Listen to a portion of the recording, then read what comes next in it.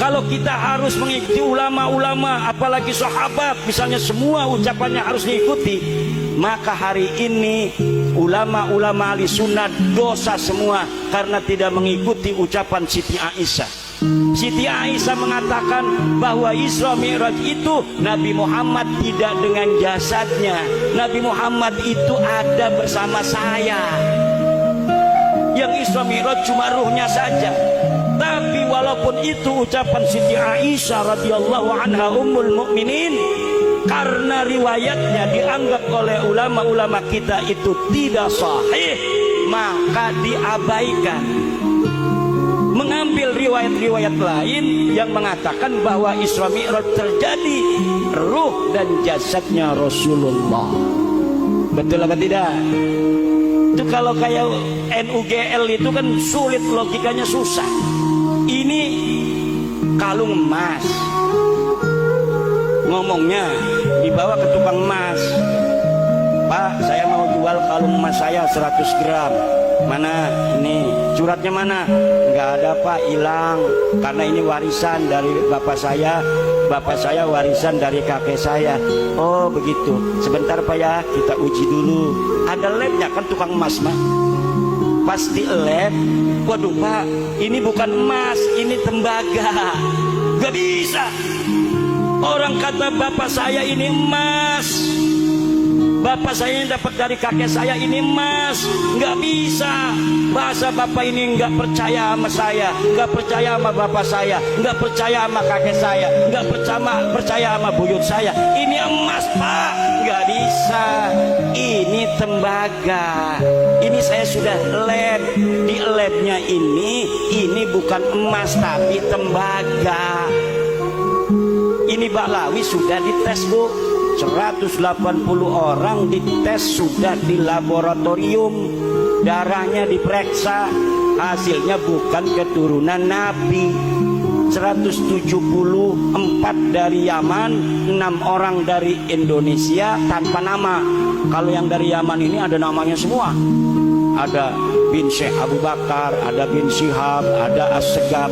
Semuanya tidak terbukti keturunan Nabi berdasarkan penelitian dari Dr. Sugeng Sugiarto, Dr. Arikem dari Badan Riset Nasional, Badan Riset dan Inovasi Nasional.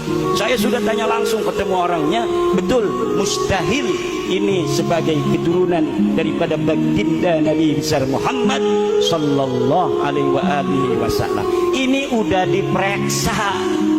Kalau sudah diperiksa begini, ya susah. Di kitab juga enggak ada, diperiksa darahnya juga enggak nyambung. Mereka bukan turunan Nabi tapi keturunan Yahudi Khazar. Dari mana Yahudi Khazar? Yahudi yang dari Kaukasus. Ini menurut ulama DNA.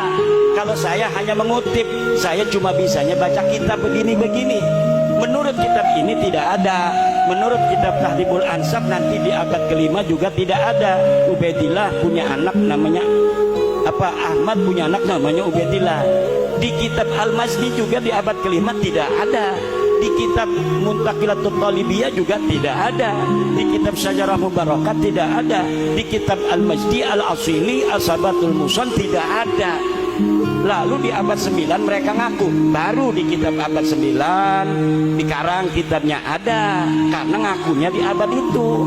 Setelahnya dikarang lagi, ada lagi.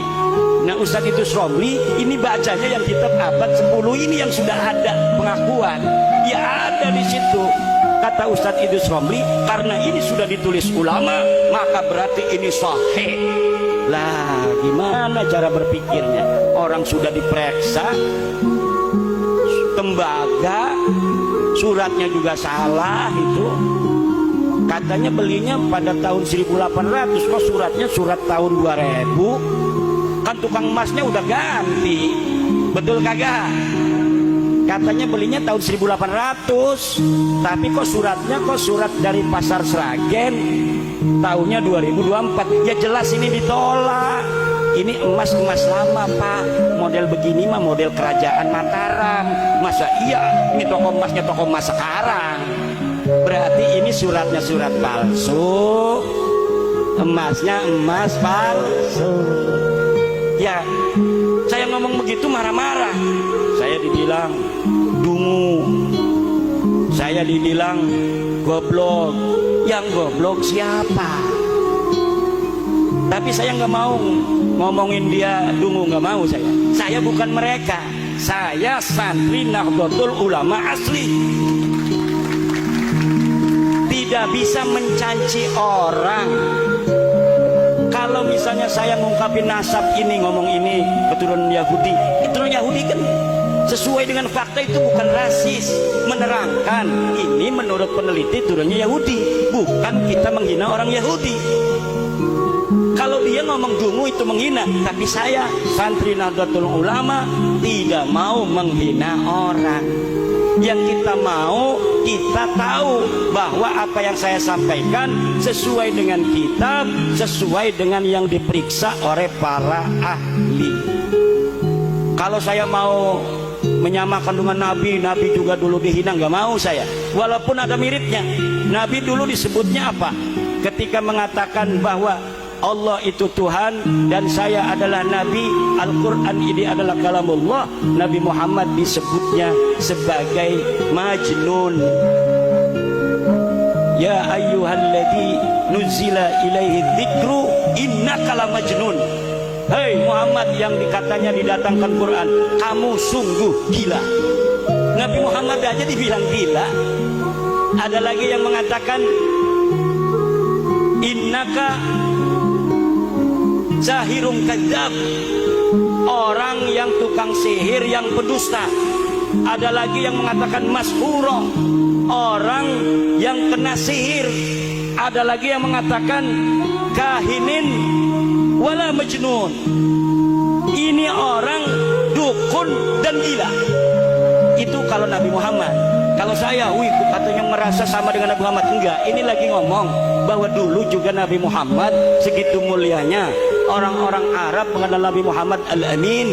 Tapi kemudian ketika Nabi Muhammad membawa kebenaran, Nabi Muhammad dikatakan gila, Nabi Muhammad dikatakan tukang sihir, Nabi Muhammad dikatakan kena sihir, Nabi Muhammad dikatakan sebagai dukun. Itu tuh kira-kira ayat-ayatnya tadi. Saya nggak hafal ayat-ayatnya, tetapi kita sering membaca ayat-ayat itu.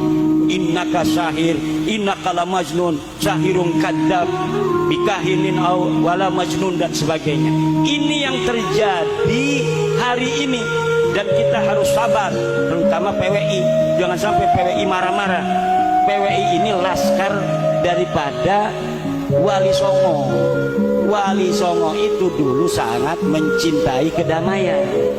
Jadi kita jangan terpancing. Tapi bagi kita kedamaian itu ada batasnya. Apa batasnya?